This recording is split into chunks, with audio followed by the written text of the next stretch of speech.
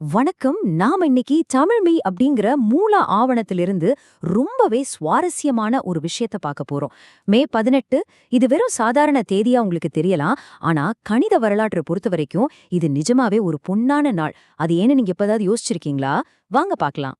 பல நூற்றாண்டுகள், வெவ்வேறு நாடுகள், ஆனா இந்த ஒரே ஒரு தேதியில பிறந்த அல்லது மறைந்த 4 மாபெரும் அறிஞர்கள் நம்ம உலகத்தையே தலைகீழா மாத்திருக்காங்க.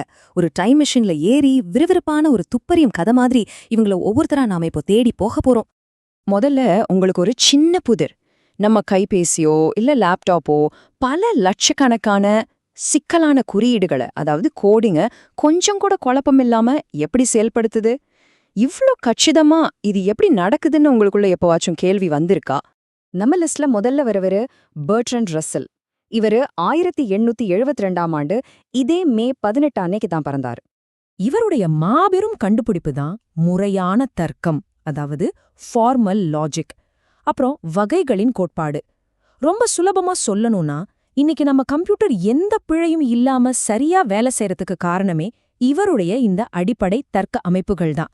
நாம இன்னைக்கு பயன்படுத்துற அத்தனை டிஜிட்டல் தொழில்நுட்பங்களுக்கும் இவரோட தியரி தான் ஆணிவேர். இதிலிருந்து நாம புரிஞ்சிக்க வேண்டிய ஒரு முக்கியமான விஷயம் இருக்கு. நம்ம உலகத்தையே இயக்கிட்டு இருக்கிற ஒவ்வொரு வரிக்கான குறியீடும், அதாவது ஒவ்வொரு லைன் ஆஃப் கோடும் தூய்மையான கணித தர்க்கத்தால மட்டும்தான் உருவாக்கப்பட்டிருக்கு. இது எவ்ளோ பெரிய விஷயம் இல்லையா? சரி, இப்போ 1872ல இருந்து ஒரு பெரிய ஜம்ப் அடிச்சு நேரா 1937க்கு வருவோம். தேதி அதே மே 18 தான். இப்போ நாம அடுத்த மாபெரும் அறிஞரை சந்திக்க போறோம். அதுக்கு முன்னாடி உங்ககிட்ட ஒரு கேள்வி. நாம தினமும் பயன்படுத்துறோம் இல்லையா இந்த ஜிபிஎஸ்?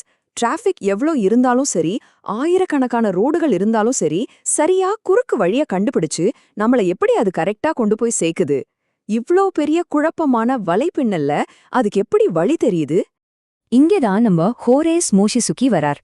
இவரும் சரியா மே 18, 1937ல பிறந்தவர்தான்.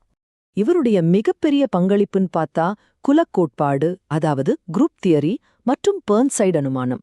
சிம்பிளா சொல்லணும்னா, எவ்வளோ பெரிய குழப்பம் இருந்தாலும் அதுக்குள்ள ஒரு சமச்சீர் தன்மைய கண்டுபிடிக்கிற ஒரு அற்புதமான கணிதம் இது. இன்னைக்கு நாம யூஸ் பண்ற பல ஆப்ஸ் பெரிய பெரிய டேட்டாவை பிரிச்சு நமக்கு சரியான வழிய காட்டுறதுக்கும் தரவுகளை பாதுகாப்பா வச்சுக்கிறதுக்கும் இவரோட இந்த கணித நெறிமுறைகள் தாங்க காரணம். இது நினைச்சா நிஜமாவே ரொம்ப ஆச்சரியமா இருக்கும். இந்த உலகத்தோட மிக குழப்பமான தரவுகளுக்குள்ளேயும் கூட தீர்க்கக்கூடிய ஒரு கச்சிதமான கணித அமைப்பு ஒளிஞ்சுகிட்டு இருக்கு. எப்பேற்பட்ட குழப்பமா இருந்தாலும் கணிதம் அதுக்கு ஒரு அருமையான தீர்வை கொடுத்துடுது. அப்படியே டைம் லைனை கொஞ்சம் தள்ளி 1965க்கு வருவோம். அதே மே 18ஆம் தேதி முற்றிலும் வேறுபட்ட ஒரு நாடு, வித்தியாசமான ஒரு சிந்தனை. ஸ்கூல் படிக்கும்போது நம்ம எல்லாருக்குமே ஒரு சந்தேகம் வந்திருக்கும். இந்த நுண்புல கணிதம், அதாவது ஆப்ஸ்ட்ராக்ட் மேத்ஸை நாம ஏன் இவ்ளோ கஷ்டப்பட்டு படிக்கணும்? சாதாரணமா கூட்டல் கழித்தல் மட்டும் மனப்பாடம் செஞ்சுக்கிட்டா போதாதா? எதுக்கு இத்தனை ஃபார்முலாக்கள் அப்படின்னு நம்ம பலமுறை யோசிச்சிருப்போம் இல்லையா? இந்த கேள்விக்கான பதில எட்வர்ட் ஜான் டிஜிக்ஸ்டர் ஹியூஸ் கொடுத்தார். இவரு 1965ல இதே மே 18 அன்னைக்கு தான் மறைந்தார். இவரை என்ன ஆணித்தரமா நம்பினார் தெரியுமா? கணித கல்வி அப்படிங்கறது சும்மா நம்பர்களை வச்சு கணக்கு போடுறது மட்டும் கிடையாது. அது நம்ம மனித மூளையோட தர்க்க ரீதியான சிந்தனைய, அதாவது லாஜிக்கல் திங்கிங்க வளர்க்கிற ஒரு மிக முக்கியமான அடிப்படை பயிற்சி. நீங்க கணிதம் கற்கும் போதெல்லாம் உங்க மூளை எப்படிப்பட்ட சிக்கலான சிந்தனையையும் எதிர்கொள்ள தயாரா, ரொம்ப வலிமையா மாறுது.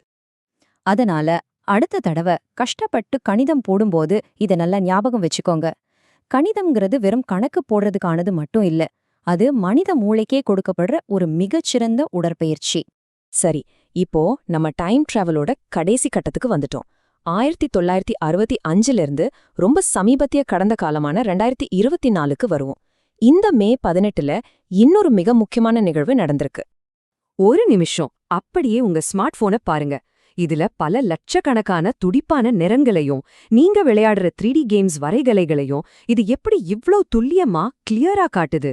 அதுக்கு பின்னாடி என்ன ரகசியம் இருக்கும்னு நினைக்கிறீங்க? அந்த ரகசியத்துக்கு சொந்தக்காரர் தான் டாம் பிளைத். அவர் சமீபத்துல 2024 மே 18 அன்னைக்கு தான் மறைந்தார்.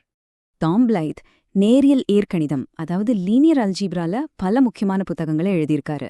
கம்ப்யூட்டரும் ஸ்மார்ட் போனும் நம்ம திரையில இருக்கிற பிக்சல்ஸ், கிராஃபிக்ஸ், ஏன் ஆர்டிஃபிஷியல் இன்டெலிஜென்ஸை கூட கையால பயன்படுத்துற துல்லியமான கணித கட்டமைப்பு இந்த நேரியல் இயற்கணிதம் தாங்க. இவருடைய இந்த வெக்டர் ஸ்பேஸ் ஆய்வுகளால தான் இன்னைக்கு நம்ம ஸ்கிரீன்ஸ் எல்லாம் இவ்ளோ தத்ரூபமா துல்லியமா இருக்கு. நிஜமாவே இது ஒரு ஆச்சரியமான உண்மை. உங்க ஸ்கிரீன்ல நீங்க பாக்குற ஒவ்வொரு சின்ன படப்புள்ளியும், அதாவது ஒவ்வொரு பிக்சலும் இந்த நேரியல் இயற்கணித எண்களால் தான் வரையப்பட்டிருக்கு. எவ்ளோ பெரிய விஷயத்த நம்ம கையில வச்சிருக்கோம் பாருங்க. இப்போ நாம ஒரு 4 முக்கியமான ஆளுமைகளை பத்தி பார்த்திருக்கோம். ஒரு தத்துவஞானி, ஒரு குலக்கு கோட்பாட்டாளர், ஒரு வரலாற்றாசிரியர், அப்புறம் ஒரு நேரியல் இயற்கணித நிபுணர். இவங்க எல்லாரையும் இந்த மே 18 அப்படிங்கிற தேதியை தாண்டி வேற எந்த விஷயம் ஒன்னா இணைக்குதுன்னு உங்களால சொல்ல முடியுமா? இவங்க எல்லாரும் வெவ்வேறு நூற்றாண்டுகள், வெவ்வேறு நாடுகளை சேர்ந்தவங்களா இருந்தாலும் இவங்க எல்லாரும் தேடினது ஒரே ஒரு விஷயத்தை தான். அது என்னன்னா, இந்த குழப்பமான உலகத்துக்குள்ள என்ன அமைப்பு முறை, அதாவது என்ன பேட்டர்ன் ஒளிஞ்சுகிட்டு இருக்கு அப்படிங்கிறது தான். அவங்க அப்படி பேட்டர்ன்களை தேடினதால தான் இன்னைக்கு நாம் அனுபவிக்கிற GPS, internet, smart phone, graphics போன்ற இந்த நவீன டிஜிட்டல் உலகத்தோட தர்க்கரீதியான அடித்தளமே உருவாச்சு. மே 18ஆம் தேதியோட கணிதம் இன்னைக்கு நாம பாக்குற அத்தனை தொழில்நுட்பத்தையும் உருவாக்கியிருக்கு. அப்படியானால் நீங்க நாளைக்கு இந்த உலகத்துல என்ன புதிய பேட்டர்ன்களை கண்டுபிடிக்க போறீங்க? தேடல தொடருங்க. தமிழ் வி ஆவணத்தின் அடிப்படையிலான இந்த விளக்கம் உங்களுக்கு ரொம்பவே பயனுள்ளதா இருந்திருக்கும்னு நம்புறேன். உங்களோட புதிய கண்டுபிடிப்புகளுக்காக உலகமே காத்துக்கிட்டு இருக்கு.